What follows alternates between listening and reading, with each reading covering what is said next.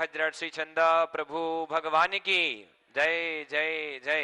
बोले परम पूज्य श्रमण संस्कृति उन्नायक आचार्य भगवंत गुरुवर श्री 108 विद्यासागर जी महाराज की जय जय जय। बोलिए परम पूज्य गुणायतन प्रणेता शंका समाधान प्रवर्तक भावना योग प्रवर्तक प्रखर वक्ता मुनिवर श्री 108 प्रमाण सागर जी महाराज की जय जय जय। बोलिए परम पूज्य मुनिवर श्री 108 अरह सागर जी महाराज की जय जय जय। सत्य और संस्कृति का सजा ये भव्य वितान कदम मिलाकर बढ़ चले धर्म और विज्ञान। बंधुओं शाश्वत तीर्थराज सम्मेद शिखर की इस पावन तलहटी पर स्थित विश्व का एक ऐसा अनूठा कीर्तिमान जो पूज्य मुनिवर प्रमाण सागर जी महाराज की एक ऐसी अद्भुत परिकल्पना की देन है जिसके माध्यम से युग युगांतर तक जिन शासन की पताका लहराएगी।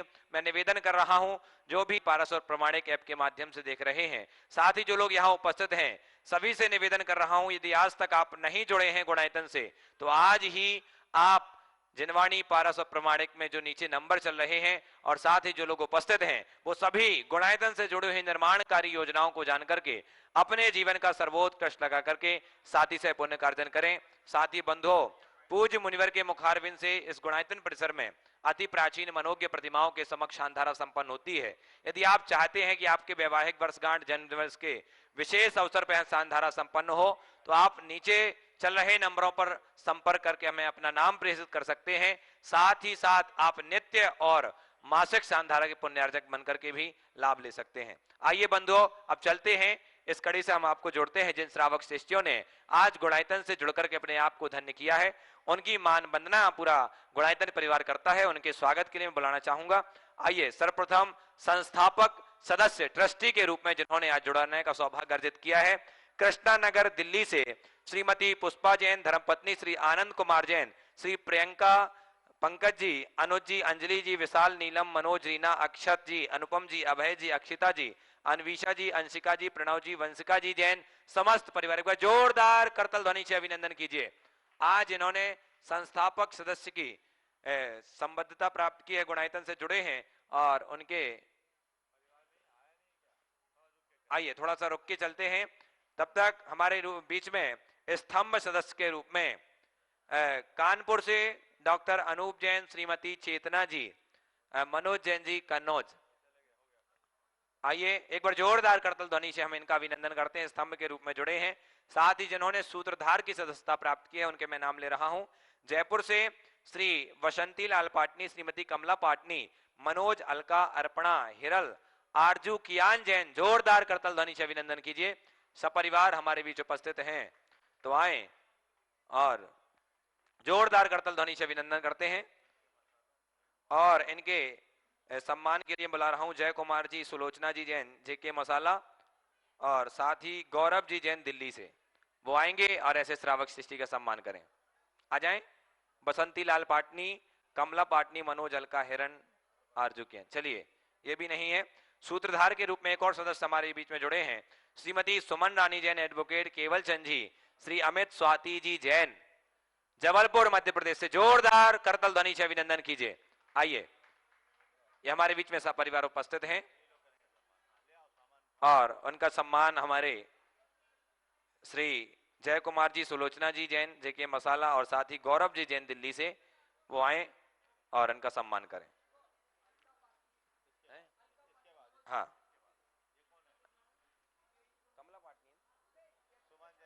हाँ जी, सुमन जैन जी, एडवोकेट केवल चंद जी, अमित स्वाति जी, जबलपुर। आइए जोरदार करतल ध्वनि से अभिनंदन कीजिए। इनका सम्मान कर रहे हैं श्री गौरव जी और साथ ही जय कुमार जी जैन, सुलोचना जी।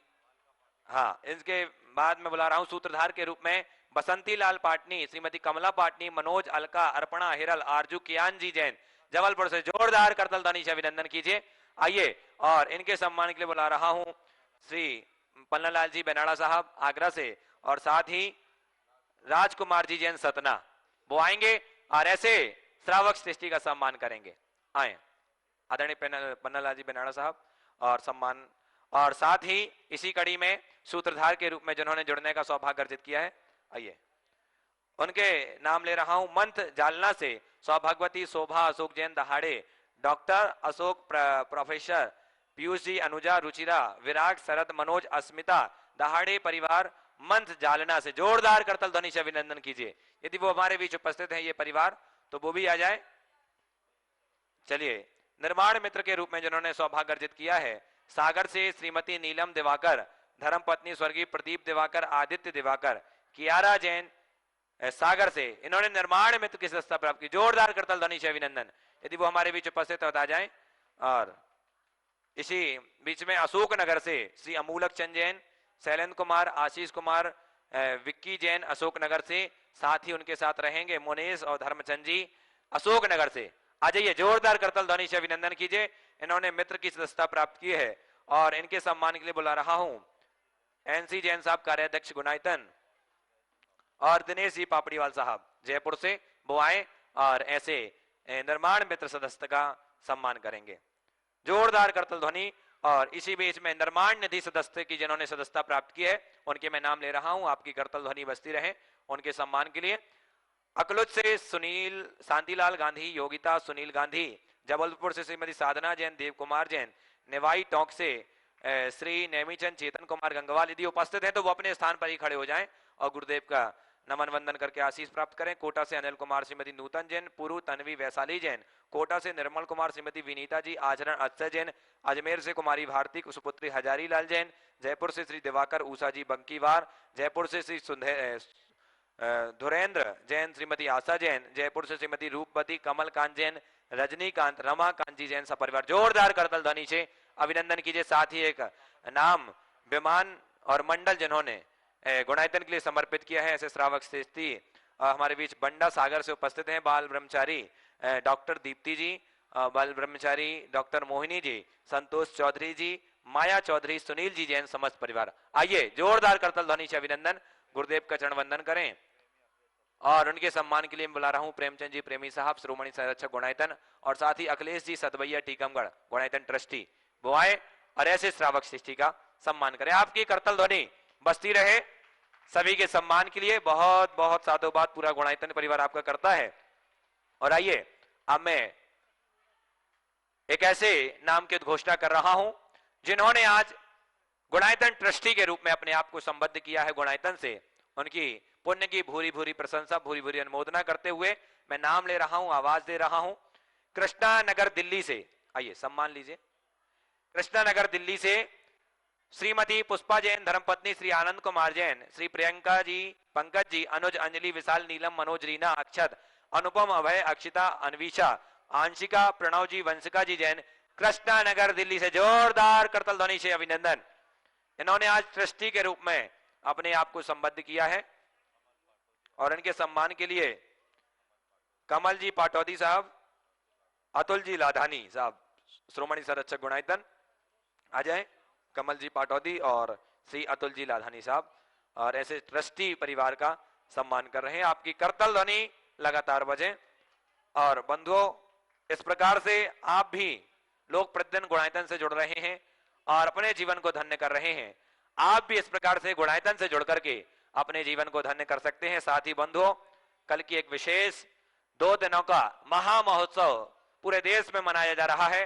पूज्य आचार्य भगवंत वर्तमान के वर्धमान संत श्रोमणी गुरुदेव श्री विद्यासागर जी महाराज के 50वें आचार्य पदारोहण दिवस के इस विशेष अवसर पर इस गुणायतन परिसर में भी पूज्य मुनिवार प्रमाण सागर जी महाराज सत्संग सानिध्य में पूज्य गुरुदेव की कल प्रातः 8 बजे मंगलमय पूजन संपन्न होगी। साथ ही साथ गुरु गुणानुवाद का यह विशेष कार्यक्रम कल और परसों 2 दिन तक अनवरत रूप से चलेगा। तो आप भी जुड़िए और आप भी पूज्य गुरुदेव का गुणगान करके अपने इस जिह्वा को धन्य कीजिए, अपने इस जीवन को धन्य कीजिए और शादी से पुण्य कार्जन कीजिए। तो विशेष सूचना, पूज्य आचार्य भगवंत का आचार्य पदारोहण महा महोत्सव 2 दिन तक पूज्य गुरुदेव के सत्संग सानिध्य में मनाया जाएगा। आइए बंधु, अब चलते हैं।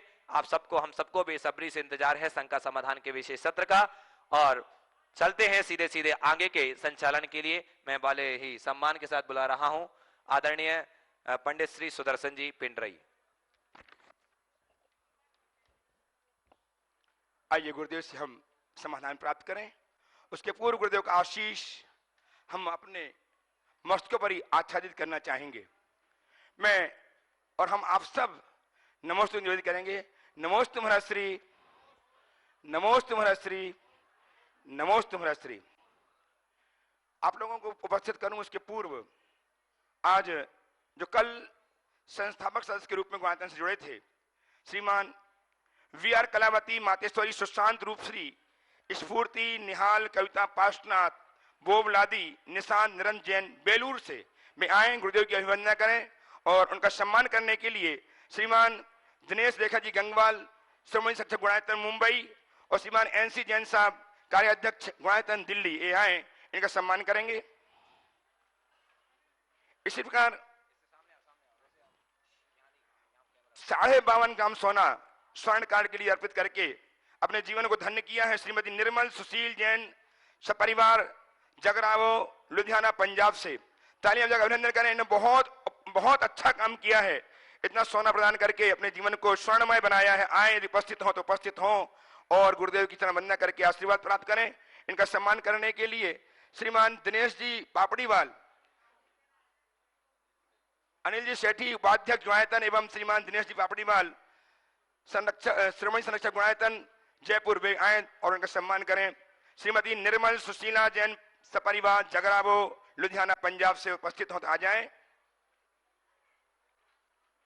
इसी क्रम में निर्माण साथी के रूप में अपने जीवन को धन्य किया है निर्मला जी, भराजी शोगानी, मीनू, दीपांशी, यशवी, यथार्थ सोगानी ने, जो जयपुर से हैं, उनका सम्मान करने के लिए मैं आमंत्रित कर रहा हूं। लुधियाना से श्रीमती निर्मल सुशील जैन, सपरिवार, जगरावो, लुधियाना से उपस्थित हो सीता से आ जाए। निर्मला भरत जी सोगानी परिवार का सम्मान करने के लिए गुणायतन के श्रीमान अनिल जी जैन, अनिल जी सेठी, उपाध्यक्ष गुणायतन एवं श्रीमान दिनेश जी पापड़ीवाल, श्रोमणी संरक्षक गुणायतन जयपुर, इस सम्मान करेंगे निर्मला जी भरत जी सोगानी परिवार का। इसी क्रम में श्री राजकुमार जी प्रभा जी किशनगढ़ से, इन्होंने भी निर्माण सारथी के रूप में अपना जोड़ करके जीवन धन्य किया है। इनका सम्मान श्रीमान सीओ गुणायतन सुभाषी जैन एवं कोषाध्यक्ष कमल जी पाटौदी साड़म, निर्माण मंत्री, वो आ जाएं और राजकुमार जी प्रभा जी किशनगढ़, इस परिवार का सम्मान करके गुणायतन गौरव को संवर्धित करेंगे। बंधु, आप हम सब आचार्य भगवान विद्यासागर जी महाराज के परम प्रभाव शिष्य महामना मणिराज प्रमासागर जी महाराज, जो दुनिया में विख्यात हैं गुणायतन प्रवर्तक के रूप में, जो जाने जाते हैं संकल्प समाधान प्रवर्तक एवं भावनाओं प्रवर्तक के रूप में, और जिनसे संप्रेरक होकर के लोग अपने जीवन की गुत्थियों को सुलझाते हैं, ऐसे परम पूज्य गुरुदेव के श्री चरणों में आप सबको संबद्ध कर रहा हूं। प्रथम प्रश्न के लिए आमंत्रित कर रहा हूं, तैयार रहेंगे महाराज श्री? एक मात्र ऑनलाइन प्रश्न मैं इसके पूर्व करना चाहता हूं, तैयार रहेंगे श्रीमान मलय जी, एडिशनल एसपी भोपाल, वे तैयार रहेंगे अपने पिताश्री के साथ, देवन जी के साथ, और गुरुदेव जयपुर से योगेश जी कासलीवाल आपके चरणों की अभिवंदना करते हुए जानना चाहते हैं कि गुरुदेव संपूर्ण अशोकनगर सी स्कीम जैन समाज जयपुर की तरफ से बारंबार नमस्तु। गुरुवर गोखले मार्ग सी स्कीम जबलपुर में श्री पार्श्वनाथ दिगंबर जैन मंदिर में, नहीं, हाँ जयपुर में श्री पार्श्वनाथ दिगंबर जैन मंदिर में परिसर में किराए पर रहने वाले जैन समाज के व्यक्ति ने ट्रस्ट का उत्तराधिकारी मानते हुए संपूर्ण भवन और मंदिर जी को विक्रय कर दिया और साथ ही बिना समाज को बताए 60 वर्ष पुराने मंदिर जी में विराजमान बहुमूल्य सोने, अष्टधातु और पाषाण की मूर्तियों को किसी और जगह भेजने की प्लानिंग कर ली। संपूर्ण समाज बहुत वर्षों से इस मंदिर जी में रोजाना पूजा पाठ और प्रक्षाल जी करता है। समाज की इस मंदिर जी में अटूट श्रद्धा है। गुरुवर, जैन समाज के व्यक्ति द्वारा किसी मंदिर जी को तोड़ने पर और जो समाज जहां ये मूर्तियां भेजी जा रही थीं, उन सभी पर ऐसा कार्य करने का क्या परिणाम भुगतना होगा, मार्गदर्शन दीजिए। देखिए, अपने आप में ये अलग प्रकार की घटना है। कोई तो मंदिर बनाता है और कोई मंदिर बेचता है। कैसी विडंबना है! ये तो देव द्रव्य है, जहां भगवान विराजमान है, वर्षों से जहां लोग पूजा आराधना कर रहे हैं, उसको एक संपत्ति के रूप में कभी देखना ही नहीं चाहिए। वो तो श्रद्धा का आयतन है। वहां जाकर लोग पूजा अर्चा करके पुण्य लाभ लेते हैं। इस तरह का भाव करना भी पाप है। विक्रय आदि करना तो बहुत दूर की बात, ऐसा बिल्कुल नहीं होना चाहिए। और उन लोगों को इस विषय में सोचना चाहिए, ऐसा करना अपने अनेक जीवन को दरिद्रता से भरना है, दारिद्र आदि दुखों का पात्र बनना है। ऐसा कभी नहीं करना, न कभी सोचना। अब रहा सवाल बेचने पर समाज क्या करे। अगर वो एक ट्रस्ट की प्रॉपर्टी है तो बेचा ही नहीं जा सकता। समाज के लोगों को दो स्तर पर प्रयास करना चाहिए। पहले तो उन्हें समझाना चाहिए जो ऐसा बेच रहे हैं, और नहीं तो उसका अपने जो कानूनी प्रक्रिया है और अपने लोकतांत्रिक अधिकार है उनका भरपूर प्रयोग करके ऐसे कृत्यों का विरोध करना चाहिए। क्योंकि ऐसा करने से उन लोगों की आत्मा को भी बहुत गहरा आघात पहुंचेगा जिन्होंने उस मंदिर का निर्माण किया। मुझे याद है जयपुर के प्रवास में मैंने अनेक बार उस मंदिर के दर्शन किए हैं। उस इलाके में अनेक बार हमारी चर्या भी हुई है। तो ये सब चीज़ें ठीक नहीं है, श्रद्धा और भावना जुड़ी है, और इस कार्य में पूरी जयपुर की समाज को एकजुट होना चाहिए ताकि इस तरह के कार्यों से बचा जा सके। और इसमें न केवल मंदिर की सुरक्षा की बात है, ऐसे लोगों की भाव शुद्धि हो जाए तो उनकी पीढ़ियों का भी उद्धार होगा। वो जो कार्य करने जा रहे हैं उन्हें नहीं पता कि किस पाप के भागी हो रहे हैं। हमारे शास्त्रों में लिखा है, जिन्नद्धार पैत्था जिन पूजा बंधन निमित्त विशेष धनम, जो भुंजई सो भुंजई निरी गई ये सुईरम दुखम। जीर्णोद्धार का पदार्थ और जिन पूजा बंधन आदि के निमित्त अर्पित विशेष धन का जो भोग करते हैं वे नरक गति में चिरकाल तक दुखों को भोग करते हैं। पुत्र कलत्त विदुरो दारितो बंधु पंगु मूक बहिरंधो, चांडालादि कुजादो जिन पूजादि तब बहरो। कदाचित मनुष्य भी होगा तो पुत्र कलत से रहित होगा, दरिद्री होगा, पंगु होगा, मूक होगा, बहिरा होगा, अंधा होगा और कुयोनियों में भटकेगा। कौन? जिन पूजादि द्रव्य हरो। तो जिन पूजा के द्रव्य को हरने का ऐसा पाप, तो जिन मंदिर की संपत्ति को खुर्द-बुर्द करने का कितना बड़ा, मंदिर कोई बेच दे, इससे बड़ा अनर्थ और क्या होगा। इसलिए ऐसा नहीं होना चाहिए। और एक बात इसी संदर्भ में मैं आप सबको कहना चाहता हूं, हमारे समाज में बहुत लोगों ने मंदिर बनाए हैं, बहुत भावना से मंदिर बनाए। आज वो उनका बहुत अच्छा रखरखाव भी कर रहे हैं, लेकिन इन बातों से सीख लेते हुए मैं सबको एक सलाह देता हूं कि मंदिर की एक ऐसी व्यवस्था कर ले कि तुम्हारी भावी पीढ़ियां कभी उसे बेच न पाए, उसे एक ट्रस्ट में बना दे। नहीं तो आज आप मंदिर बना करके पुण्य कमा रहे हो, कल तुम्हारी कर्म फूटी पीढ़ी उसको बेच के नरकादि का पात्र बनेगी।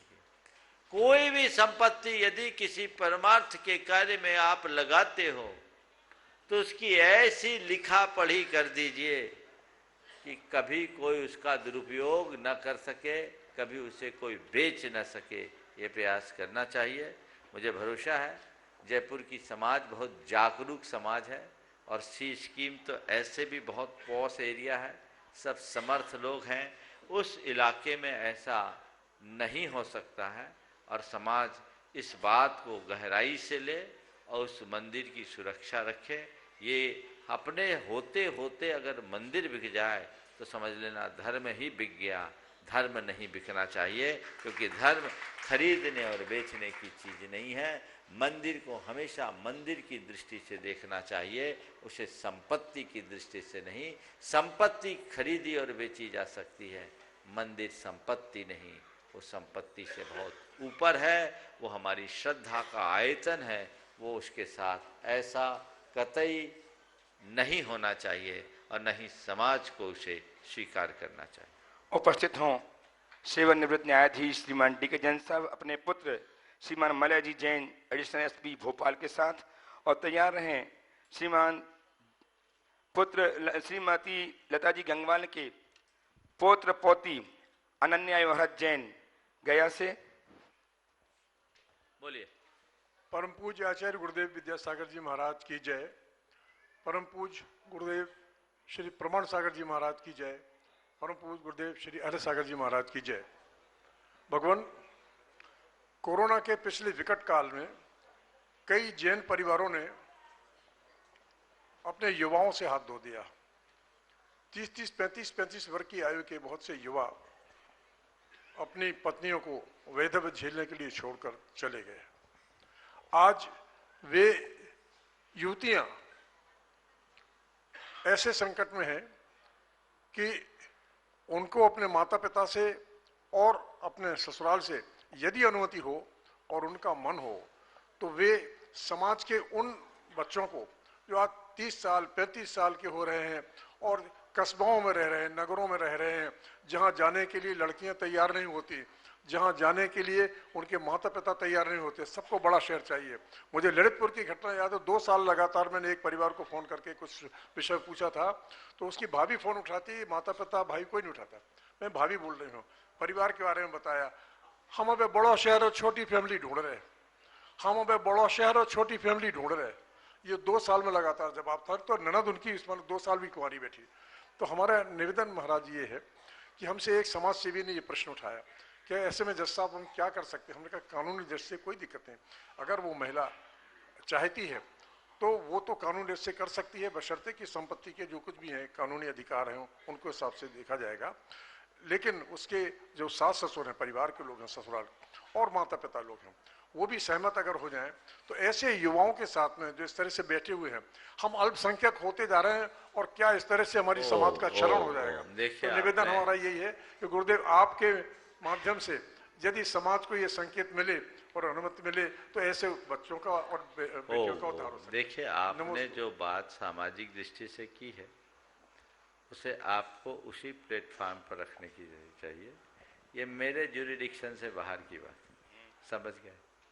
जो चीज़ मेरे ज्यूरिडिक्शन में है ही नहीं उसमें मैं अपनी सम्मति की मुहर नहीं लगा सकता। सामाजिक परिस्थितियाँ अपनी हैं और हमारी धार्मिक संहिता अलग है। इसलिए मैं धार्मिक संहिता के विरुद्ध जाकर किसी भी सामाजिक समस्या का समाधान देना नहीं चाहूँगा। आप लोगों के लिए पूरा मंच है, आपके लिए पूरी दुनिया है, ये आप जाने, ये आपका कार्य क्षेत्र है, इसमें हमारी मुहर क्यों लगवा रहे हो? भगवान आप और बोलता रहा हूँ, प्रेरणा हमसे बोलो तो हम तो कहते ब्याह ही नहीं करो जैसे हमने नहीं किया। वो तो सब चाहते, वो तो हमारा सब। अब बाकी जो मैटर है उस मैटर पर मैंने एक वाक्य में कहा ये मेरे ज्यूरिडिक्शन का विषय नहीं है, इसलिए इस विषय में मैं कुछ भी कहने से इनकार करता हूँ। उपस्थित हो अनन्या और हरत जो पोत्र पोत्री हैं गायदान की मंत्री लता जी गंगवाल के, और तैयार रहेंगे श्रीमान दिनेश रेखा जी जैन, समय संरक्षक गुणायतन, मुंबई गोरेगांव। नमोस्तु महाराज जी। महाराज जी, मैं कॉलेज के 2nd ईयर में हूँ पर ऑनलाइन होने के कारण घर से ही क्लासेस कर रही हूँ। अब धीरे धीरे कॉलेजेस खुल रहे हैं और अब मुझे अपना घर छोड़ के एक नए शहर में जाना होगा, मम्मी पापा से दूर, घर के प्रोटेक्शन से दूर। तो एक डर सा है मन में कि छोटे शहर से सीधा मुंबई जैसे शहर में एडजस्ट करना और अपने वैल्यूज़ को हमेशा ऊपर रखना, ये मैं कैसे कर पाऊँगी। लता मम्मा के मन में भी ये बात आती रहती है और वो अक्सर मुझसे इस बारे में बात करती हैं। ऐसा देखा है कि लोग बाहर जाके इन्फ्लुएंस में आके गलत रास्ते पे भी चले जाते हैं, तो मैं अपने आप को इन सब चीज़ों से कैसे बचा के रखूँ? बहुत अच्छा सवाल किया है। सवाल तुम्हारा ही नहीं, तुम्हारे जैसे सभी युवक युवतियों का। परसों भी ये सवाल लक्ष्य ने उठाया था। मैं एक ही बात कहता हूँ, दुनिया में कहीं भी जाना हो जाओ पर अपनी लक्ष्मण रेखा का ख्याल रखो। एक संकल्प मन में लेकर जाओ कि मुझे अपनी बाउंड्री को कभी भी क्रॉस नहीं करना है एट एनी कॉस्ट, चाहे जो हो। मुझे अपनी सीमा के भीतर ही रहना है, उसे किसी भी तरीके से खंडित नहीं होने देना। लोग दोस्त हों और लोग हों, वातावरण का प्रभाव होगा, निश्चित जिनके साथ रहेंगे उनका इन्फ्लुएंस भी होगा, लेकिन हमें अपने परिवार के संस्कार और परिवार के प्रभाव को कभी कम नहीं होने देना। मैं एक बात बताता हूँ। एक लड़की जो एक महानगर में पढ़ने के लिए गई, वो छोटे से गांव में रहती थी, उसके पिताजी नहीं थे, लड़की की भावना प्रबल थी, प्रतिभावान थी, मेरे पास आई, उसके चाचा साथ में थे, मैंने उसे संकल्पित कराया और उन्होंने एक, अब स्थान का भी नाम बता देता हूँ, रहने दो, नाम बचा लो, किसी जगह को बदनाम करने से ठीक नहीं। एक जगह वो चले गए, पढ़ रही थी, लेकिन अब नाम बताना पड़ेगा, वो कोलकाता की बात है। कोलकाता में वो पढ़ रही थी शिक्षायतन में। सन 2013 में जब हमारा कोलकाता में चातुर्मास हुआ, वो लड़की एक दिन बदहवास सी स्थिति में मेरे पास आई। मैंने उसको देखा तो एकदम एबनॉर्मल। मैंने क्या बात हो गई? बोले महाराज जी, मैंने आपका और चाचा का विश्वास तोड़ दिया। अरे क्या बोल रही हो? बोले महाराज जी, मेरे मन में घोर आत्मग्लानि है। अपने फ्रेंड्स के, लड़कियां ही थी उसकी दोस्त, उनके प्रेशर में आकर महाराज जी मैंने 2 बार शराब ले ली, थोड़ी थोड़ी ही मात्रा में ली, पर महाराज जी मुझे लगा कि मैं क्या कर रही हूँ, मैंने बहुत गलत किया महाराज, मुझे अब नहीं रहना। आप तो कह दीजिए, मैं अपनी पढ़ाई छोड़ दूंगी, लेकिन अपने संस्कारों को नहीं खोऊंगी। मैंने उसे समझाया, उसको मोटिवेट किया और कहा चलो तुमने गलती की, और उसका तुरंत एहसास हो गया। बोले महाराज जी मैंने कर तो लिया, लेकिन रात भर सोई नहीं, आज मैं कॉलेज भी नहीं गई, सीधे आपके पास आई। वो बच गई। तो कहने का तात्पर्य केवल यह है, प्रसंग में केवल इसलिए सुना रहा हूं, ऐसे सरकमस्टांसेस किसी के साथ भी आ सकते हैं। अब उसमें 2 तरह की प्रतिक्रियाएं लोग करते हैं, और ऐसा तो चलता है, एक ये और एक नहीं, ये गलत है। तो सही और गलत की समझ बनी रहनी चाहिए। चलता है ये बात नहीं चलनी चाहिए। पूरी तरह से दृढ़ प्रतिज्ञ रहो कि मुझे गलती करना ही नहीं है, और यदि कदाचित गलती हो जाए तो उसे छुपाना नहीं है, सीधे माँ बाप को फोन करके कहना है कि हमसे एक बहुत बड़ी गलती हो गई, आप हमारा रास्ता दिखाएं कि हम इस गलती से कैसे बचें। एक बात सभी को ध्यान में रखना चाहिए, हमारे सबसे बड़े शुभचिंतक या वेल विशर अगर होंगे तो गुरु या माँ बाप, समझ गए? वो जो भी बोलेंगे हमारे भले के लिए बोलेंगे, उनसे हम कुछ ना छिपाएं। दोस्त तो मतलब के यार होते हैं, जब तक हमारे अच्छे दिन होते हैं हमारे साथ खड़े होते हैं, दिन फिरते वो हमसे दूर हो जाते हैं। और लोग अक्सर ये करते हैं कि अपने दोस्तों से बातें शेयर कर लेते हैं, माँ बाप से छिपाते। सबसे ज़्यादा अगर छिपाव होता है आज के यंगस्टर का तो माँ बाप से, जबकि वहाँ सबसे ज़्यादा खुलापन होना चाहिए। और इसमें जवाबदार कुछ अर्थों में माँ बाप भी है, क्योंकि वो बच्चों को शंका की दृष्टि से देखते हैं, और यदि कुछ गलती कर दे तो उनको सीख देने की जगह सजा देते हैं। वो भूल जाते हैं कि हम बच्चे के पिता हैं, पुलिस नहीं। तो उनसे मैं कहता हूँ, पिता बनो, पुलिस मत बनो, और थोड़ा सा उनके लिए ऐसा वातावरण दो कि वो अपने दिल की बात बेझिझक कह सके। यदि ऐसा होता है तो बहुत अच्छे परिणाम आएंगे, और हमें इन बातों पर बहुत ध्यान देना चाहिए। उच्च शिक्षा आज की अनिवार्यता है, हम उच्च शिक्षा से किसी को रोक नहीं सकते, तो उच्च शिक्षा में जाएं, संकल्पों में बांधे तो बचाव हो सकता है। मेरे संपर्क में बहुत लोग, कई लोग आते हैं, महाराज जी आपसे हमने संकल्प लिया था, मैं 7 नियम देता हूँ, महाराज मेरी पढ़ाई पूरी हो गई, आज मैं जॉब कर रहा हूँ, आपके द्वारा दिए संकल्प ने मुझे बचा दिया। कई लोगों ने बोला, लड़के भी हैं उसमें, लड़कियां भी हैं। तो अपने संकल्प तुम भी ले चुकी हो, उसको ध्यान रखना। नमोस्तु तुम भी पूछोगे? हाँ बोलो बोलो, बोलो। नमोस्तु महाराष्ट्री। महाराष्ट्री आप इतना अच्छा विधान बना रहे हैं, तो महाराष्ट्री क्या महाराष्ट्री आप इतना अच्छा विधान बना रहे हैं।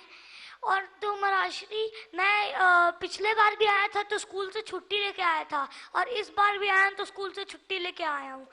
तो महाराष्ट्री अब यहाँ पे पार्टी होता है, फंक्शन होता है, तो मम्मी लोग तो हम लोग को छोड़ के चले जाती है।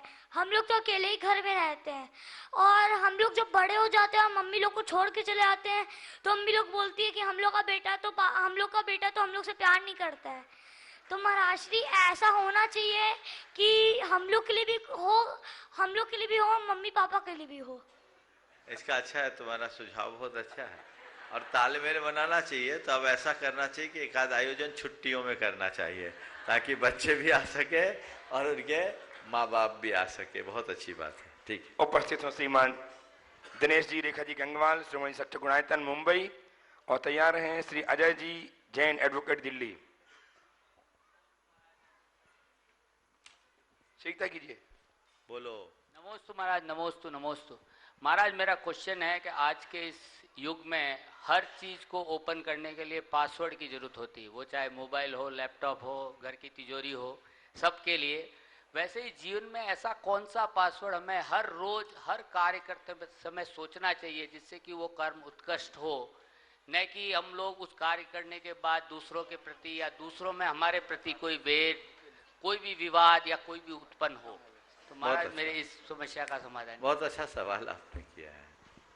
कोई ऐसा पासवर्ड जो हमारे जीवन की अंदर की फाइल को ठीक खोल सके, ओपन कर सके, और हम उसका अच्छे से ऑपरेशन कर सके, या उस एप्लीकेशन को ठीक तरीके से अप्लाई कर सके, ये आपके प्रश्न का सार है। अगर पासवर्ड की भाषा में मैं कहूँ तो मैं एक ही बात कहता हूँ, अपने अंदर की फाइल को खोलने का पहला एक ही पासवर्ड है, वह है प्रतिक्रमण। प्रतिक्रमण करो, अपने दोषों का शोधन, कृत अपराध निराकरणम प्रतिक्रमणम, किए हुए अपराधों का निराकरण। उसे हम अगर अलग करते हैं तो वो की पासवर्ड हमारे अंदर की सारी गुत्थियों को खोलता है और हमारा पथ प्रशस्त होता है। उपस्थित अजय जी दिल्ली से एडवोकेट साहब, और तैयार हैं डॉक्टर सुदीप जी जैन जयपुर से। डॉक्टर सुदीप जी तैयार रहेंगे। गुरुदेव के चरणों में मेरे परिवार की ओर से और ऑनलाइन अरहम ध्यान योग परिवार की ओर से, जिसमें 500 से ज्यादा लोग जुड़े हुए हैं, कोटि कोटि वंदन, कोटि कोटि वंदन। गुरुदेव, मेरा नियमित प्रश्न थोड़ा हटके है। मैं ऑनलाइन अरहम ध्यान योग जब से लॉकडाउन हुआ तब से करा रहा हूं, जिसमें हम भावना योग भी शामिल किए हैं 5-10 मिनट का। इसमें लगातार क्लास चली आ रही है, 600 क्लास हो चुके हैं। Golden book of world record में भी नाम आ चुका है। इंडियन अचीवर्स अवार्ड ने भी मुझे मिला है 2021 का। मेरा प्रश्न है गुरुदेव, अब कुछ लोग कम हुए हैं, बताते हैं कि हम मॉर्निंग वॉक जाते हैं, एक्सरसाइज करते हैं, तो योग की क्लास में हम क्यों आए? तो इसका समाधान और इसका स्पष्टीकरण मैं चाहता हूं पूरे विश्व को आपके इस प्लेटफॉर्म से मिले, सभी को मिले। देखिए, आप बहुत अच्छा ऑनलाइन ध्यान कर रहे हैं, योग कर रहे हैं, बहुत अच्छा कर रहे हैं, और इसके लिए लोगों को प्रेरणा देनी चाहिए, लोग लाभ ले। लेकिन मैं आपसे एक कहूँ, आप अरहम योग कर रहे हैं, बहुत अच्छा कर रहे हैं, उसी को अच्छे से कराएं। और भावना योग कराएं तो 10 मिनट का कोई भावना योग है ही नहीं, आप करा क्या रहे हैं? भावना योग के मूल स्वरूप को अगर आप बिगाड़ करके करोगे तो भावना योग नहीं रहेगा, वो कोई और योग बन जाएगा। इसलिए मेरा सभी से कहना है, भावना योग का ऑनलाइन प्रशिक्षण केवल वे ही दें जिन्हें अधिकृत किया गया हो। देश भर में हजारों लोग ऑनलाइन भावना योग कर रहे हैं और उनके लिए लोग अधिकृत हैं। 7-8 लोग निरंतर हैं इसमें। अभी यहाँ कीर्ति जी उपस्थित है, राजेश जी हैं, डॉक्टर SK पाटोदी हैं और अन्य लोग हैं, वो ग्रुप बने हुए हैं। तो कोई भी कार्य करे उसके मूल प्रारूप के अनुरूप करे। ऐसे में ना तो आप अरहम योग कर पाएंगे, ना भावना योग कर पाएंगे, योग में वियोग हो जाएगा या उल्टा संयोग बन जाएगा। कभी कभी ओम नहीं, जो भी काम करना चाहिए व्यवस्थित करें, तभी उसके सुपरिणाम आएंगे। खिचड़ी मत बनाइए, खीर खाने का अभ्यास कीजिए। चलिए। उपस्थित हैं डॉक्टर सुदीप जी जैन जयपुर से, आगे हो गया। और तैयार हैं श्रीमान एनसी जैन सब का अध्यक्ष गुणायतन। अगला नाम, हाँ बोलिए सुदीप। सुदीप जी बोलिए। नमोस्तु महाराज, नमोस्तु नमोस्तु। मैं डॉक्टर सुदीप जैन हूँ जयपुर में, और हम अपने कुछ साथियों के साथ यहाँ पर वंदना करने आए हैं। आपका आशीर्वाद चाहिए। बिल्कुल आशीर्वाद। हाँ धन्यवाद महाराज श्री। मेरा प्रश्न ये है कि हम जैन डॉक्टर्स अपने जैन सिद्धांत को अपनाते हुए अपने प्रोफेशन को इसमें कैसे जोड़ करके कुछ इसका प्रचार प्रसार या वो किस ढंग से कर सकते हैं, इसके बारे में आपसे राय। देखिए, डॉक्टर्स अगर धर्म की प्रभावना करना चाहे तो बखूबी बहुत अच्छा कर सकते हैं जी। क्योंकि आपकी बात लोग ज़्यादा मानते हैं हम लोगों की अपेक्षा। हम अगर किसी को कोई बात करें तो वो नियम लेने में फिर भी सकुचा जाए, लेकिन आप कह दो तो भैया डॉक्टर ने मना किया है तो हम तुरंत बंद करेंगे। तो मैं चिकित्सकों से कहता हूँ, और अक्सर जो मेरे संपर्क में आते उनसे मैं कहता हूँ, और आजकल लोग कर भी रहे हैं, आप अहिंसा और शाकाहार का प्रचार प्रसार करें और जैन जीवन शैली को अपनाने की प्रेरणा दें। ये जैन धर्म की प्रभावना का एक बहुत बड़ा अंग होगा। आप रात्रि भोजन से लोगों को बचा सकते हैं, नॉन वेज से आदमी को बचा सकते हैं, फास्ट फूड से बचा सकते हैं, है ना। इसी तरह और दूषित प्रवृत्तियों से लोगों को रोक सकते हैं। आजकल तो डॉक्टर प्रार्थना भी अपने प्रिस्क्रिप्शन में लिखने लगे हैं, बहुत सारे चिकित्सक भावना योग भी लिखने लगे हैं। आप उस तरीके से लोगों को प्रेरित करें तो ये धर्म की प्रभावना हो सकती है। साथ ही अपने प्रिस्क्रिप्शन में ऐसी कोई औषधि न लिखें जिसमें नॉन वेज हो। ठीक, जीवन रक्षक औषधियों के भी हमारे पास सब्स्टिट्यूट हैं, जो अच्छे सब्स्टिट्यूट हैं, हमें उसका निर्वाह करना चाहिए। गुणायतन कार्याध्यक्ष श्रीमान एनसी जैन सब दिल्ली से उपस्थित हो, तैयार रहे चिंतामणि श्रीमती सवाईलाल परिवार श्रीमती शिक्षक गुणायतन के श्रीमती आरती जी जैन कन्नौज से। मुनीद्वय के चरणों में मेरे परिवार समस्त मॉडल टाउन और दिल्ली जैन समाज का त्रय बार नमोस्तु। गुरुवर शब्द आता समझौता। जीवन में रोज हम घर में, परिवार में, कुटुंब में, समाज में, दो वर्गों में और दो देशों में रोज कुछ न कुछ समझौते की बात होती है, और लोग कहते हैं कि समझौते में दोनों का फायदा होता है। लेकिन वास्तुस्थिति यह है कि जो बलवान होता है पैसे से, राजनीतिक या प्रशासनिक दृष्टि से कैसे भी, या समाज में, हमेशा समझौता उसके फेवर में ज्यादा जाता है। तो ऐसे में हम अपने जो भी हमारा लक्ष्य है या जो हमारे मेन गुण को उनको रखते हुए अपनी पहचान को बनाते हुए, चाहे वो दो समाजों में हो, चाहे घर परिवार में हो, किससे कैसे और कब किससे और कैसे समझौता करें कि हम अपने मूल्यों का उसमें मूल्य नहीं घटे और अपनी परिस्थिति को या अपने पहचान को बनाकर चल सके। इसमें चाहे हम खुद हो, हमारा समाज हो, चाहे हमारा देश हो। देखिए, बहुत ही व्यापक सवाल आपने किया। आपने एक तरफ समझौता की भी बात की है और दूसरी तरफ अपने मूल्यों की रक्षा की भी। सबसे पहला सवाल है, समझौता किसके लिए? समझौता के लिए या मूल्यों की हिफाजत के लिए? हमने जो समझौता किया है मूल्यों की हिफाजत के लिए किया। हम हिंसा और टकराव से अपने आप को बचाना चाहते हैं, हम कलुषता और द्वेष से अपने आप को दूर रखना चाहते हैं, केवल इसीलिए तो समझौता करते हैं। तो अगर हमने समझौता किया है तो हमने मूल्यों के लिए समझौता किया है, तो समझौते के बाद अब फिर ज़्यादा सोचने की जरूरत नहीं होनी चाहिए, फिर हमें नहीं सोचना चाहिए। हमने मूल्यों के लिए समझौता किया और ये मूल्य इसी तरीके से प्राप्त होते हैं। उस तरीके से यदि हम ध्यान रखेंगे तो फिर कहीं खींचातानी नहीं होगी। और समझौता में कुछ ना कुछ त्याग तो करना पड़ता है। हाँ, एक है दबाव और प्रभाव जन्य समझौता और एक है अंतर मन का समझौता। दबाव और प्रभाव में समझौता हमें तब तक नहीं करना चाहिए जब तक बहुत बड़े विनाश की संभावना ना हो, लेकिन सब कुछ ठीक ठाक हो तो हमें सहज रूप से चल करके देखना चाहिए। और कई बार ऐसा होता है कि कई लोग समझौता अपने निजी स्वार्थ के लिए करते हैं और उस समझौते में देश का, समाज का, परिवार का नुकसान कर देते हैं, धर्म का भी नुकसान कर देते हैं। ऐसा समझौता कभी नहीं करना चाहिए। जिसकी वजह से हम समझौता कर रहे हैं उसको ही खंडित कर दिए तो फिर समझौता क्या? अपनी अस्तित्व, अपनी अस्मिता या अपनी निजता को खोकर किया गया समझौता समझौता नहीं है, साठगांठ है। समझ रहे बात को? साठगांठ गलत बात है, समझौता अच्छी बात है। इसलिए समझदारी से समझौता करे, साठगांठ भूल कर ना करे। मनीष जी, मेरी माताजी जो बीमार चल रही है 6 महीने से, आपके आशीर्वाद से वो बहुत ठीक हो गई है, काफी ठीक हो गई है। और हमने तो उनकी आशा छोड़ दी थी बिल्कुल, और आपने आशीर्वाद दिया, आपने कुछ उनको नियम भी दिलाए, वो नियम पाल रही है, परिवार भी उनका नियम पाल रहा है।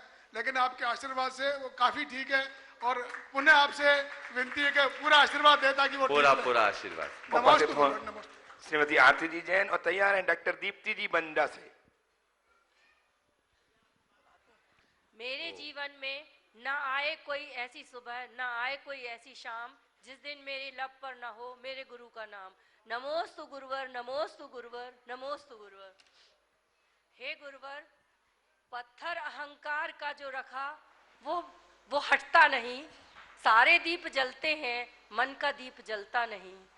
खोजते खोजते हो गई सुबह से शाम, सबका पता मिलता है मगर खुद का पता मिलता नहीं। तो हे गुरुवर, अहंकार हटाने का, दीप जलाने का और अपना पता पाने का पथ प्रशस्त करें। नमोस्तु गुरु। बहुत अच्छा सवाल है। अहंकार हटाने का, दीप जलाने का और अपना पता पाने का पथ प्रशस्त करें। बड़ा सरल सा रास्ता है। अपने आप को पहचान ले। अज्ञान हटते ही ज्ञान आता है और ज्ञान आते ही अहंकार मिटता है और ज्ञान अंदर का प्रकाश है, सो दीप जलता है। और फिर जिसे अपना ज्ञान हो गया, अपनी पहचान हो गई, उसे अपना पता अपने आप चल जाता है। अहंकार है क्या? हम जो हैं उससे भिन्न अपने आप को मानना, अपने आप की पहचान अपने से भिन्न करना, अपने स्वरूप को न जानते हुए उसमें कुछ विशेषण जोड़ देना, यही तो, और ये सब अज्ञान है।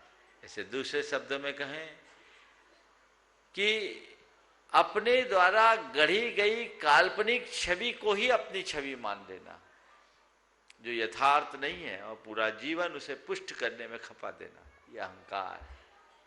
और ये तब तक पुष्ट होता रहता है जब तक हम अपने भीतर की वास्तविकता को नहीं पहचानते।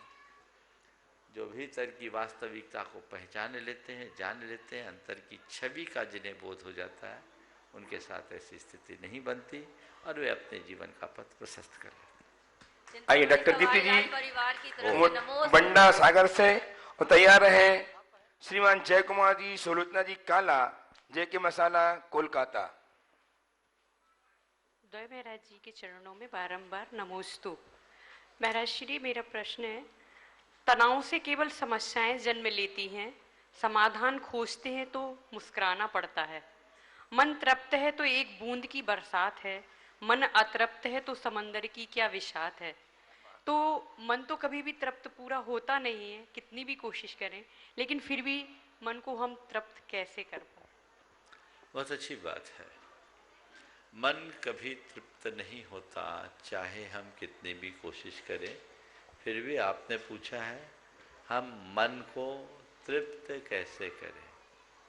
मैं आपसे कहूँगा कि मन को तृप्त करने के लिए मन की इच्छाओं की पूर्ति करने की जगह उसे नियंत्रित करने की कला सीख ले। इच्छाओं की पूर्ति में इच्छाओं से तृप्ति नहीं है, इच्छाओं के नियंत्रण से इच्छाओं से मुक्ति है। तो हम अगर नियंत्रण की कला सीख लेते हैं तो हम अपने जीवन का पथ निश्चित प्रशस्त कर सकते हैं। हाँ, संतोष जी बोलिए। श्रीमान जय कुमार जी, सुलोचना जी, काला जय की मसाला कोलकाता से उपस्थित हो, तैयार रहे। संतोष जी बोलिए। हाँ बोलिए। दो मुनि महाराजों को मेरा नमोस्तु। महाराज श्री 15 तारीख से जब महाराज श्री 15 तारीख से जब गणधर बल विधान हुआ है तो मैं एक उलझन में फंसा हुआ हूँ। उलझन विधान को लेके नहीं है, उलझन है गणधर भगवान गौतम स्वामी के बारे में। अपन सब जानते हैं कि गौतम इंद्रभूति गौतम मिथ्यात्व के साथ में पैदा हुए थे और जब उनको स्वधर्मेंद्र भगवान की महावीर भगवान की सभा में ले गया तो वहां उनको छायक समदर्शन प्राप्त हो गया। वहां उनको मन पर्याय ज्ञान प्राप्त हो गया और उनको 63 विद्या भी प्राप्त हो गई। भगवान ज्ञान के बारे में तो ठीक है, मगर रिद्धियां तो तब से उत्पन्न होती हैं और मिथ्या दृष्टि जीव इनने कब तब किया होगा या इनके लब्धि में कब या सत्ता में पड़ा रहा होगा वो इतना इनका पुण्य कि इनको ये रिद्धियां प्राप्त हो गई। अगर ये हम कहें कि गॉड गिफ्ट है तो हमारा गॉड कोई गिफ्ट देता नहीं है। हम ये कहें कि स्वधर्म इंद्र की चतुरता है तो मुनि महाराजों के आगे स्वधर्म इंद्र की चतुरता चलती नहीं है। तो भगवान ये कैसे अभी पूरा नहीं हुआ। हम समझ गए, थोड़ा सा और ज्यादा नहीं बढ़ाओ। दो और मैं बताता हूँ। चलो बोलो। वो ये अब मैं इसी से संबंध करता हूँ, थोड़ा छोटा कर लेता हूँ। गौतम स्वामी मिथ्यात्व के साथ में पैदा हुए और उसी भाव में मोक्ष चले गए। मोक्ष जाने के लिए बद्र सब नारा सहने की जरूरत है, जो बिना तप के कैसे प्राप्त हुआ होगा या क्या संभव है ये। तीसरा, अगर महावीर भगवान जब भी विहार करते होंगे तो वो चारों ओर ऊपर विहार करते हैं और इनको भी चारण रिद्धि प्राप्त हो गई थी। तो क्या ये संभव है कि ये 2 अंगुल ही उनके साथ साथ पीछे पीछे चलते रहे हों? कृपया मेरी उलझन को सुलझाइए। देखिए, बहुत ही चिंतनपूर्ण प्रश्न है आपका। एक बार इनके प्रश्न के लिए जोरदार तालियां। गौतम स्वामी के जीवन को इस ढंग से किसी ने पहली बार प्रस्तुत किया। मैं आपसे क्रम से आपके प्रश्नों का उत्तर देता हूं और उसके लिए सार में पहली बात ये कहता हूं, कहीं पानी का अथाह स्रोत हो और ऊपर चट्टान हो तो हमें उस स्रोत का कोई एहसास होता है? जी नहीं होता। एक आदमी का बहुत बड़ा खेत था पर पानी के अभाव में फसल नहीं निकाल पाता था। जी। कई जगह खोदा, पानी नहीं निकला। एक बार एक व्यक्ति को उसने दिखाया, बोले तुम्हारे पास तो बहुत पानी है। बोले कहाँ मजाक कर रहे हो, हमने तो कई जगह देखा पानी ही नहीं है, खेती नहीं हो पा रही। बोले कुछ नहीं करो, ये जो चट्टान है ना इसको फोड़ के अलग कर दो। जी।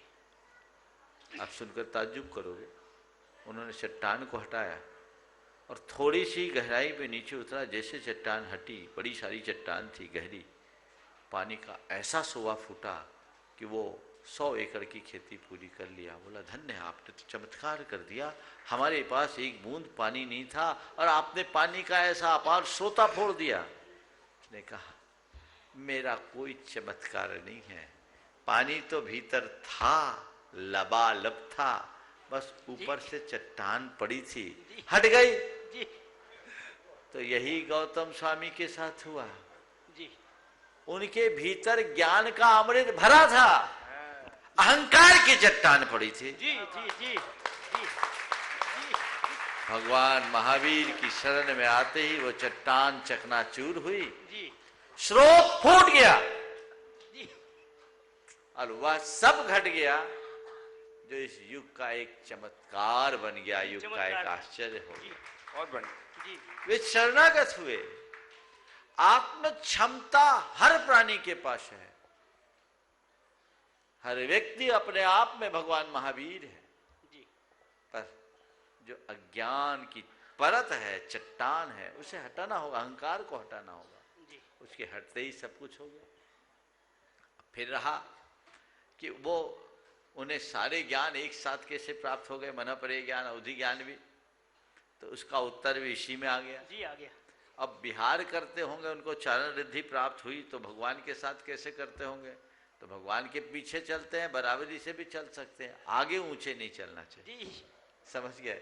ऐसे एक बात बताऊं, भगवान 4 अंगुल ऊपर नहीं, 1 हाथ ऊपर विहार करते हैं। जी।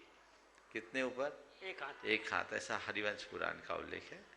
तो वो 1 हाथ ऊपर है, पीछे वो करते होंगे, उनके नीचे कमल खिलते हैं, इनके लिए कमल नहीं खिलते हैं। तो भगवान के पीछे जब चलते हैं तो सूरज के आगे तो सब छिप जाते हैं। समझ गए? ये छिपे हुए रहते हैं, उनका आनंद है। चलिए, श्रीमान जय कुमार जी जन्मना था, ये ध्यान रखना है। पूर्व भाव में उन्हें तप किया होगा, इसलिए उन्हें ब्रजविषम नाराज सहनन मिला। ब्रजविषम नाराज सहनन जन्म से मिलता है, और वो मिथ्या दृष्टि को भी हो सकता है। तैयार हैं आज के ट्रस्टी जो श्रीमान पुष्पा जी, आनंद जी, पंकज जी, प्रियंका जी, अनुज जी, अंजलि जी दिल्ली से तैयार रहेंगे। ट्रस्टी जो ट्रस्टी बने हैं गुणायतन के, तैयार रहेंगे। नमोस्तु महाराज जी, नमोस्तु महाराज जी, नमोस्तु महाराज जी। महाराज जी, कई दिनों से कोविड के कारण आना नहीं हुआ। मेरा नियम था कि साल में एक बार जरूर आऊँगा, अब की 2 साल हो गया। अभी आपसे मिलते ही मेरा मन झूम उठा। आज खुशी से झूम उठा मन, क्या जाने क्या बात है। 2 लाइनें महाराज जी। आज खुशी से झूम उठा मन, क्या जाने क्या बात है। वाह वाह क्या बात है, वाह वाह क्या बात है। जाने क्या जल्दी जल्दी जल्दी, समय नहीं है। 2 लाइन महाराज नहीं, मैं सवाल कल कर लेना ना, बोलो जल्दी से। यही सवाल है मेरा। बहुत से लोग हैं, समय नहीं। जाने कैसा जादू है गुरु वर तेरे दीदार में, अपने प्रश्नों का उत्तर सुन। जल्दी करो। अनूप जी IRS तैयार रहेंगे भोपाल से। महाराज जी सवाल करो। हाँ, रोज पूजा करते हैं, जोड़ा से पूजा करते हैं। कई बार क्या हो जाता है, पूजा करते, ये मेरा प्रश्न है महाराज जी, पूजा करते करते उबासी आ जाती है। कई बार उपासी आ जाती है, कई बार स्वा बोलने में देरी हो जाती है, कई बार मेरा हाथ हमारे पैरों पर लग जाता है, तो मेरी ये धर्मपत्नी मुझको डांटती है। महाराज जी, इसका कैसा समाधान हो महाराज जी, कि ये हमें डांटे नहीं। वैसे ये पहली बार डांट थोड़ी खाए, ये तो जिस दिन फेरे लगते हैं ना, उसी दिन तय हो जाता है कि अब जिंदगी भर डांट खाना। महाराज जी, उबासी तो आ जाती है, कई बार उबासी आगे चलिए। हाँ, नमस्ते महाराज जी। एक ही प्लीज कल करना। इतनी लंबी लाइन है कि 2 घंटे लगातार आगे आगे आगे आगे। हाँ, श्रीमान IRS अनूप जी जैन भोपाल से उपस्थित हों, और तैयार रहें विपिन जी, आनंद जी जैन दिल्ली से। कहाँ अनूप? अच्छा। तजकर सारे वस्त्राभूषण, महावीर का वेश धरा, मुनिजनों के विचरण से ही धरती तल है हरा भरा। जहां चरण पड़ते इनके, सीधे सवाल जल्दी। जहां चरण पड़ते गुरुवर के, वो कंकर भी शंकर लगते। मुझको तो मेरे गुरुवर साक्षात तीर्थंकर लगते, साक्षात तीर्थंकर लगते। मुनिदेव के चरणों में बारंबार नमोस्तु नमोस्तु नमोस्तु।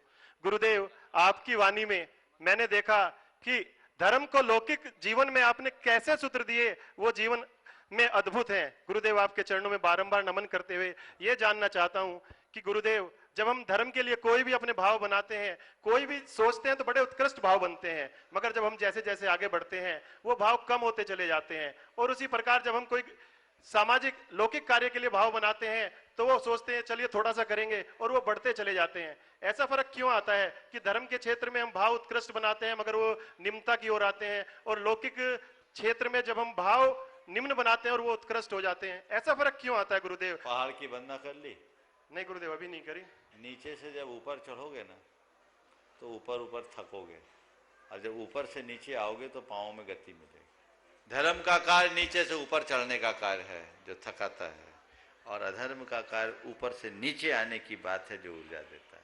समझ गया? तो नीचे आने में कोई ताकत लगाने की जरूरत नहीं, ऊपर आने में ही। चलो गुरुदेव, श्रीमान विपिन जी आनंद जी जैन दिल्ली से उपस्थित हों, ये अपना प्रश्न प्रस्तुत करें। उसके पूर्व में निवेदन कर रहा हूं श्रीमान एनसी जैन सब गायाध्यक्ष गुणायतन एवं श्रीमान अतुल जी जैन कन्नौज से वे आए, इनका सम्मान करें और गुणायतन के गौरव को संवर्धित करें। प्रश्न जब तक प्रश्न पूछ लीजिए, विपिन जी प्रश्न प्रस्तुत करें।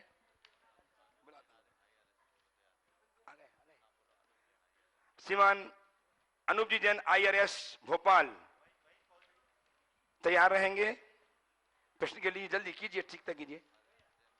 अरिहंत जैन बिट्टू कटनी से तैयार रहेंगे और शीतल जी, वंदना जी लाधानी बक्सरा, अतुल जी लाधानी बक्सरा से तैयार रहेंगे। हाँ, विपिन बहुत सारे नाम। हाँ,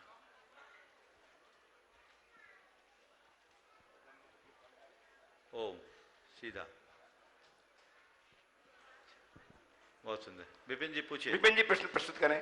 हाथ जोड़कर शीश नवा कर करूं वंदना संतों की, जय हो हमारे संतों की। प्रभु के चरणों में शत वंदन, नमोस्तुते महासाब। भगवान आदिनाथ आहार के लिए चांदी चर्या का नियम लेकर चलते हैं। यह चांदी चर्या क्या होती है, कृपया इसका निवारण करें। देखिए, दिगंबर परंपरा में ऐसी चांदनी चर्या का कोई विधान नहीं है। दिगंबर परंपरा में जो चर्या होती है वो हम मुनियों की जिस तरह की चर्या होती है, इसको भ्रामरी वृत्ति कहते हैं या गोचरी वृत्ति कहते हैं, जो श्रावक के बिना बोले अपने शरीर को दिखाते हुए निकलते हैं और जिसके यहाँ संयोग बन जाए, जो नवधा भक्ति पूर्वक आहार दे, उससे आहार लेते हैं। तो ये दिगंबर परंपरा के अनुसार है। और चांदनी चर्या जो है ये श्वेतांबर परंपरा के अनुसार है। उसका क्या विधान है मुझे उसकी जानकारी नहीं है, लेकिन दिगंबर परंपरा के अनुसार भगवान ऋषभदेव को 6 माह तक आहार नहीं मिला, क्योंकि कोई आहार देने की विधि नहीं जानता था। दिगंबर मुनि कभी अपने लिए बोलकर आहार नहीं देते, वे बस आहार को निकलते हैं, जो भी उनकी विधि है उस विधि के अनुरूप निकलते हैं और उनमें उनको अगर वो मिल गया तो आहार लेते हैं, अन्यथा नहीं लेते हैं, ऐसा करते हैं। हाँ, नहीं, अनूप को बुला। अनूप जी उपस्थित हों। मेरे आराध्य गुरुदेव, हाँ। मेरा और मेरे परिवार की ओर से बार बार अनंत बार नमोस्तु नमोस्तु नमोस्तु। हे गुरुवर, अष्टानी को पर्व में ये सिद्ध चक्र विधान मैं पूजा की तरह एक आसन करके करती हूँ। उसमें 1024 गुणों में एक अर्घ आता है। वस्तु परीक्षा तुम बिना और झूठ कर खेत, अंधकूप में आप सर डारत है निर्भेद। ओम ह्रीम अहम मीमांसकाय नमः। मीमांसकाय नमः। इसका थोड़ा अर्थ समझाने। प्रभाचंद जी के, आशाधर जी के जिन सहस्रनाम का वर्ण, मीमांसक यानी वस्तु स्वरूप के जो विचारक हैं उनको हम नमन करते हैं, ये अर्थ है उसका। मीमांसक यानी विचार करने वाले, विचारक। हाँ। ऐसा करने में कोई दोष तो नहीं लगता, जैसे बिना मानने की हम करते हैं। भोपाल पूजा है, कोई दिक्कत नहीं। भोपाल से अनूप जी जैन IRS भोपाल और तैयार हैं अरिहंत जी बिट्टू कटनी से। ओ जल्दी अनूप।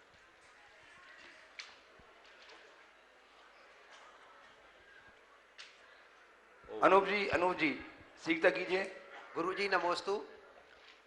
गुरुजी, हम अपने पूरे परिवार के साथ आए हैं, हमारे 60 लोग यहाँ पर हैं, 63 लोग, तो सब लोगों का आपके लिए नमन है।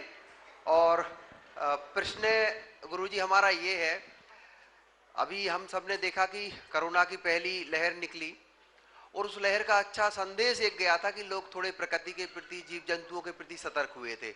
लेकिन लहर खत्म हुई, लोग वापस से सब तरह की चीजें खाने पीने लगे। दूसरी लहर आई, फिर थोड़ा सा विकल्प आया, लेकिन लहर खत्म हुई, लोगों ने प्रकृति को भी भूल गए, जीव जंतुओं को भी भूल गए। दया जो मन में आई थी, शायद वो दया फिर से खत्म हो गई है।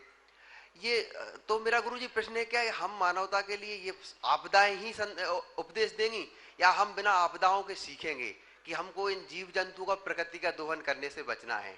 नमस्ते गुरुजी। देखिए, सबसे पहले तो अनूप भाई का आप सब करतल ध्वनि से स्वागत करें। ये अवसर बाद में है, श्रावक पहले है।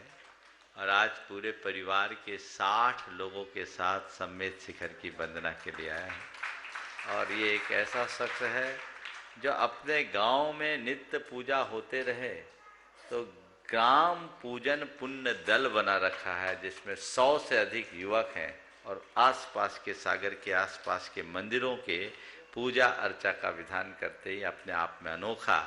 और मैं इनकी कार्यशैली को इनके गांव में जाकर बखूबी देखा भी हूँ, जहाँ 2-3 घर के परिवार और जहाँ इन्होंने 8 से 10 हजार लोगों की पूरी व्यवस्था कर दी और हमें लेकर गए।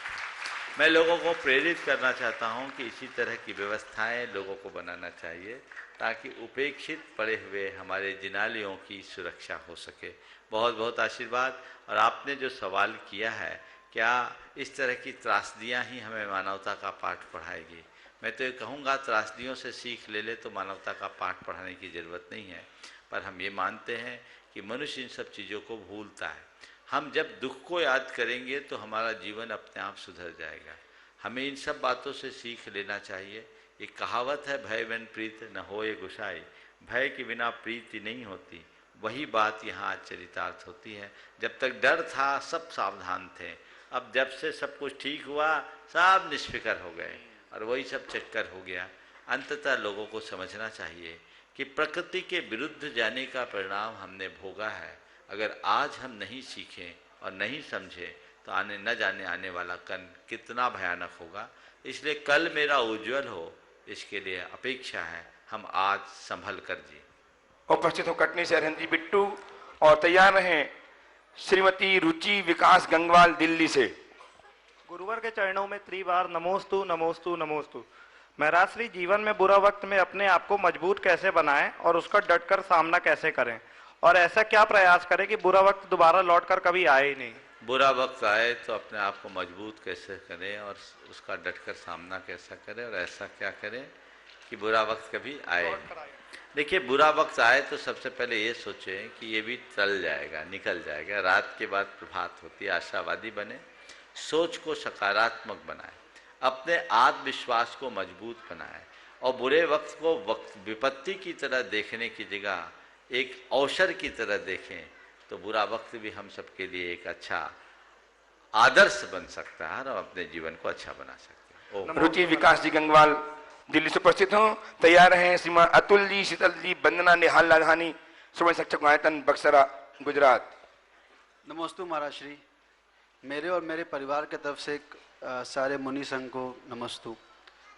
मेरा ये सवाल है कि दुनिया में 2 तरह के लोग होते हैं। एक जो कुछ कम मेहनत करते हैं लेकिन उन्हें ज़िंदगी में सब कुछ मिल जाता है, और दूसरे तरह के लोग होते हैं जो ज़िंदगी में बहुत मेहनत करते हैं, परिश्रम करते हैं, बट रिजल्ट्स उस तरह के नहीं मिलते हैं। तो इसका क्या कारण है? देखिए, कम मिलते हैं और सब कुछ मिल जाता है। कम मेहनत करते हैं, सब कुछ मिल जाता है, और बहुत मशक्क़त के बाद भी कुछ नहीं मिलता है। इसके लिए हम क्या करें? ये सब अपना अपना भाग्य है। पर ऐसे लोगों को ये सोचना चाहिए जिन्हें कम मेहनत से बहुत कुछ मिल रहा है, उन्हें उनके लिए देना चाहिए जो बहुत मेहनत करके भी कुछ नहीं पाते हैं, तो कल उनका भी रास्ता ठीक हो सकता है। आइए अतुल जी अपने परिवार के साथ तैयार हैं। बस लास्ट।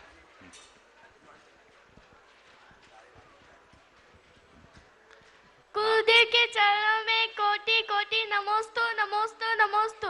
गुरुदेव, हम पूजा में अर्घ्य चढ़ाते समय एक शब्द बोलते हैं निरुपामेति स्वाहा और दूसरा अर्चयामि स्वाहा, तो दोनों शब्द का अर्थ क्या है और हमें कौन सा शब्द बोलना चाहिए? निर्वपामी यानी मैं समर्पित करता हूँ, और अर्चयामी यानी इनसे आपकी पूजा करता हूँ। तो निर्वपामी भी बोल सकते हैं, अर्चयामी भी बोल सकते हैं, इसमें कोई हानि नहीं है। बंधुओं, कल का दिन हम सबके लिए बड़ा महत्वपूर्ण दिन है। कल और परसों के 2 दिन हम सबके लिए बहुत मूल्यवान दिन के रूप में आ रहे हैं। आप सबको पता है, कल परम पूज्य गुरुदेव की तिथि के अनुसार आचार्य पद पर अधिष्ठित हुए 50 वर्ष पूर्ण होंगे, और परसों 22 नवंबर की वो तिथि जब वो अपने 50वें वर्ष में प्रवेश करेंगे, तो हम सब अभी उनका संयम स्वर्ण महोत्सव मुनि दीक्षा के रूप में मनाया। ये हम सबका सौभाग्य है कि हम उनके आचार्य पदारोहण की 50वीं वर्षगांठ यहाँ मनाने जा रहे हैं। 2 दिवसीय कार्यक्रम यहाँ बहुत भव्यता के साथ संपन्न होंगे। कल प्रातः काल 8 बजे से उनकी पूजा 7 बजे से अभिषेक होगा और उसके बाद नित्य पूजन के साथ आचार्य गुरुदेव की पूजा होगी और पूजा आराधना के बाद हम उनका गुणानुवाद करेंगे। और परसों उनके इस 50वें आचार्य पदारोहण के अवसर पर एक विशेष आवरण का जो डाकतार विभाग ने प्रकाशित किया है उसका लोकार्पण भी यहाँ होगा। ये एक बहुत हम सबके लिए एक ऐतिहासिक क्षण है जिसका हम सबको साक्षी बनना है। इसलिए जो लोग कल यहाँ उपस्थित हैं प्रातः काल का समय गुरुदेव के नाम पर अर्पित करें और इस महान अवसर का भरपूर लाभ उठाएं। कल और परसों दोनों दिन के कार्यक्रमों को आप सब ध्यान रखेंगे। यहीं पर विराम। बोलिए परम पूज आचार्य गुरुवर श्री विद्यासागर जी महाराज।